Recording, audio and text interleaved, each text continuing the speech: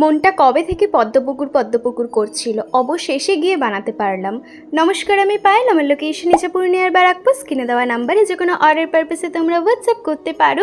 আজকের কেকটা যার জন্য বানাচ্ছি, ক্লায়েন্টটা স্পেশাল পার্সনের জন্য এটা অর্ডার করেছিল এবং সে কিন্তু আমার রিপিট ক্লায়েন্ট, এবং ওর ব্যাপারে আমি যত বলবো ততই কম হবে, কারণ ও সাংঘাতিক পরিমাণে একটা মিষ্টি মানুষ। এবং ও যখন আমাকে অর্ডারটা করেছিল তখন আমাকে কয়েকটা ছবির ফটো অনেক দিন আগে পাঠিয়েছিল এবং ভয়েস মেসেজ করে বলেছিল তুমি তোমার মতন বানাতেই পারো, শুধু দেখো কেকের উপরে একটা লোটাস যেন থাকে।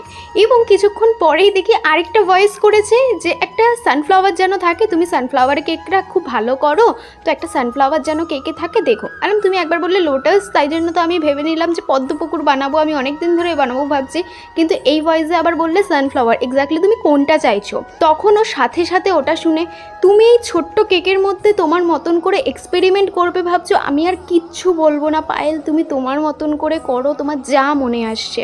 আইন কিন্তু জানতোই না যে তার কেকে এক্স্যাক্টলি কেমন হতে চলেছে, কি হতে চলেছে।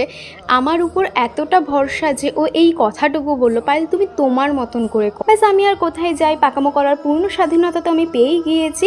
আজকের এই পাকামোটা কিন্তু একটা বেন্টো কেকের উপরে করেছি। কেমন লাগলো অবশ্যই জানিও। আর যবে থেকে আমার মাথায় এসেছিল আমি পদ্মপুকুর বানাবো, ভেবেই রেখেছিলাম আমি সবুজ রঙের উপর বানাবো। সম্পূর্ণ কাজটাই কিন্তু হুইপ ক্রিম দিয়ে করা, কোনো রকম ফন্ডেন্ট ওয়ার্ক নেই। তোমাদের কেমন লাগলো অবশ্যই জানিও। এবং অবশেষে আমি একটা পদ্মপুকুর বানাতে পেরেছি, আমার ভীষণ আনন্দ হচ্ছে। সবাই ভালো থেকো, রাধে রাধে, টাটা।